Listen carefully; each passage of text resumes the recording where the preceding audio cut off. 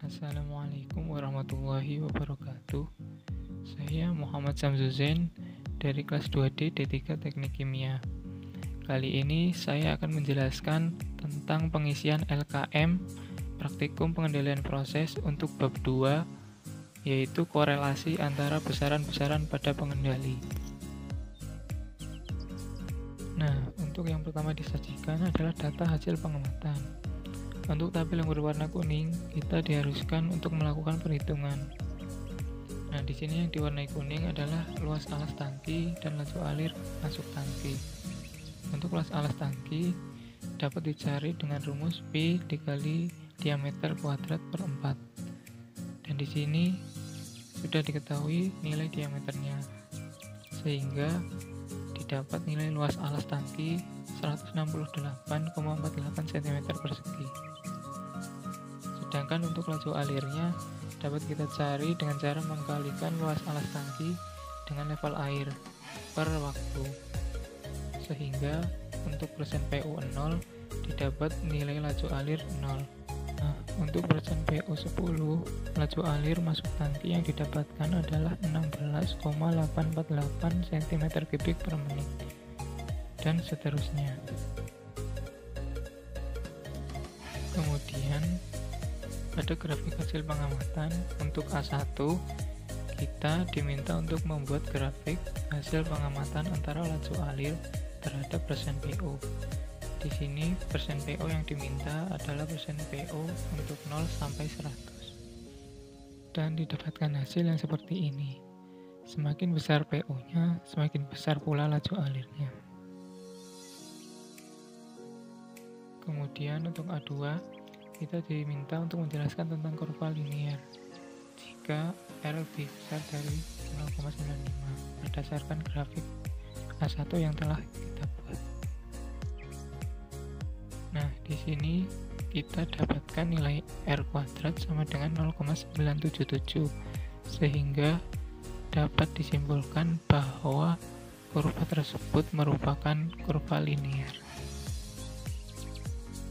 Untuk selanjutnya adalah A3, yaitu kita diminta untuk menentukan jenis kurva karakteristik dari kontrol valve yang digunakan jika grafik A menghasilkan R kuadrat kurang dari sama dengan 0,95. Nah, jika R kuadrat kurang dari 0,95, maka jenis kurva karakteristiknya adalah modified linear, dan kontrol valve yang digunakan adalah level control dan flow control. Selanjutnya pada B1, kita diminta untuk membuat grafik laju alir masuk tangki terhadap tekanan pada kontrol valve saat persen PO 0 sampai 100. Nah, didapatkan hasil yang seperti ini. Kemudian pada B2, kita diminta menjelaskan tentang jenis kontrol valve air to open atau air to close berdasarkan grafik pada B1.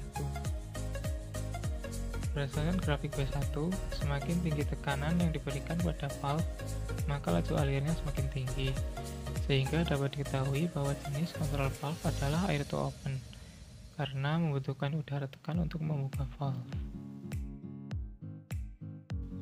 Selanjutnya pada C1, kita diminta untuk membuat grafik laju alir masuk tangki terhadap persen PO baik 0 sampai 100 ataupun 100 sampai 0.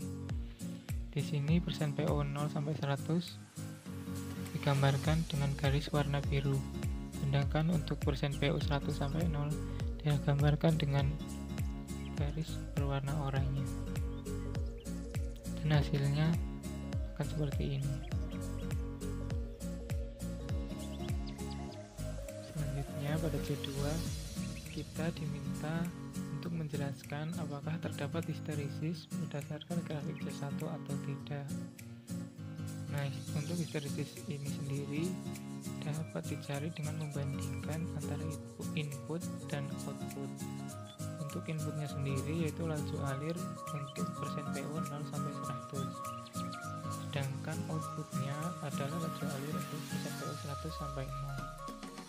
Nah, dari grafik C1 di atas dapat disimpulkan bahwa terdapat gejala histerisis yang cukup jelas pada persen 40 sampai 70. Sekian yang bisa saya sampaikan tentang pengisian LKM pada praktikum pengendalian proses bab 2, yaitu korelasi antara besaran-besaran pada pengendali.